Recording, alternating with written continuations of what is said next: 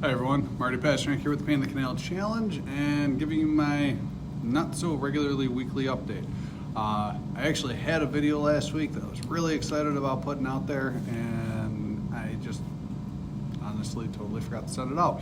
So my apologies, this will be a couple weeks worth here. But this is my first video in June, and now that it's June, it's kind of dawning on me how close this run actually is. And mentally, it's messing with me. You know, feeling completely unprepared, having those oh shit moments where it's like, hey, am I really gonna do this? But then also getting really excited. I took a couple weeks off recently from heavy training because I've still been having issues with my ankle and my calf. And I usually try to incorporate a rest week every 6 weeks or so.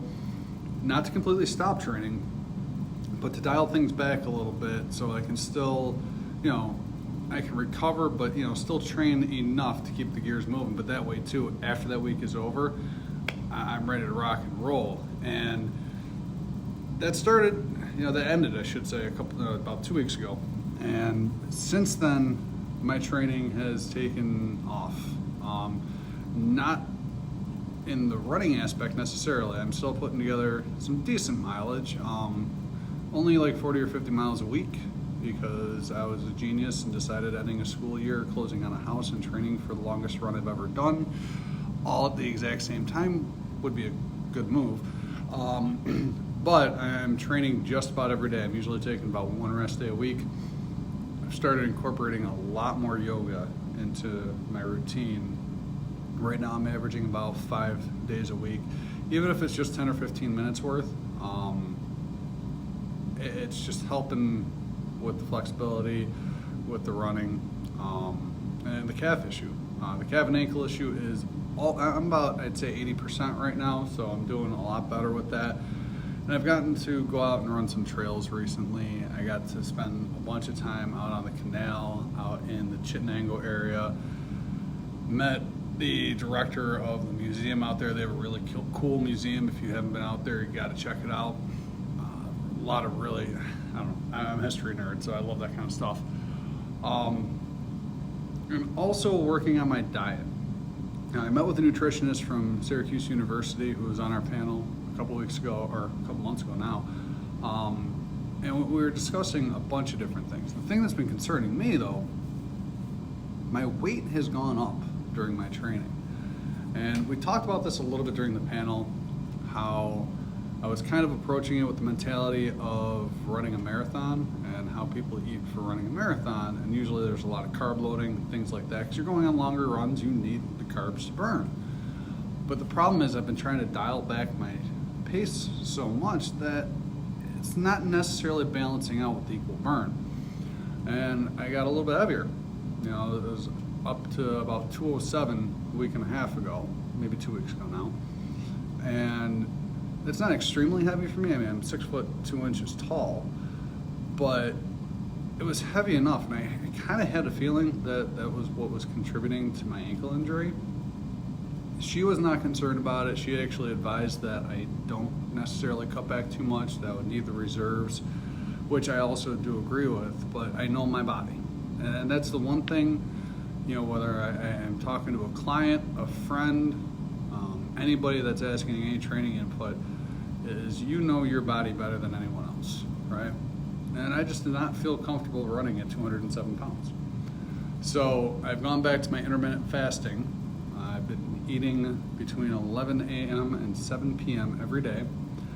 And just doing that, cutting out my snacks at night, cutting out breakfast in the morning, giving my body time to really use up the fat stores. I've dropped 7 pounds. Now that's a lot of weight to drop really quick, but a lot of that also probably was some water weight, and that 207 day was after a Friday pizza night, which I think I mentioned it a couple of times. It's kind of my weakness. Thank you, Sally. Sally's my 5-year-old daughter. But since I've been dropping the weight, I've been feeling much more comfortable on the runs, and the issues I was having with my ankles and my calves have not been as substantial. So I'm going to continue to drop a little bit here. I only want to go down probably to like 195, maybe 193. I do not want to get much lower than that because I am going to need the extra stores, the fat stores, on the run, or I'm going to have to somehow manage to ingest 10,000 calories a day because that's how much I'm going to be burning while I'm on the run in August. And that's probably not going to happen. But then another piece of my training that I've decided to plan, and you guys will be the first people to know about it, anybody that watches this, is that starting June 26th, I'm going to do what I'm calling my half canal simulation. And what that's going to entail is I'm going to take each day that I'm running in August and break it in half. Just simple as that. So if I'm scheduled to run 42 miles on day 1, which I think it's more like 57, but I'm going to run half of that on day 1 starting June 26th.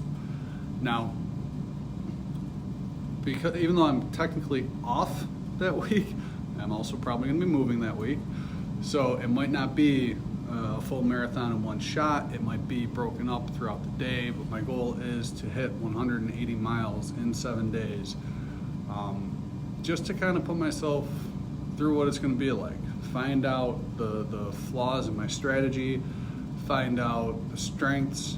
I'm also looking into doing kind of a paced run where I'm doing a mile run and then a mile walk.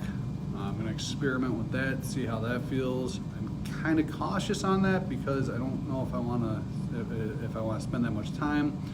But again, for my conversations with other ultra runners, my pace is going to need to be a lot slower. And realistically, if I'm looking at a 9-minute pace for a mile run, followed by a 15-minute pace to a 20-minute pace for a mile walk, my pace will balance out around the 12 to 14 mark either way. So I think that'll help me out. So that's my update for now. I am going to be putting up a blog post on pitcanal.com probably in the next 48 hours or so. My cousin's good. I found out some information about another family member from a couple of years back who passed away that is just going to make this run that much more special for me. So make sure you guys go to pitcanal.com. Make sure, if you can, if you have the funds or the means to do so, donate to the Buffalo Colon Corps. You can do that right through the PIT Canal site. And I'm hoping to announce a couple of in-person little training runs that I'm going to be doing throughout July and early August. So I really hope to see a bunch of you guys out there. Thank you very much for all the support you guys have given me. Thank you very much to Fleet Feet Albany and Malta. You guys have been nothing but fantastic in supporting this event. And I'll see you guys on the canal.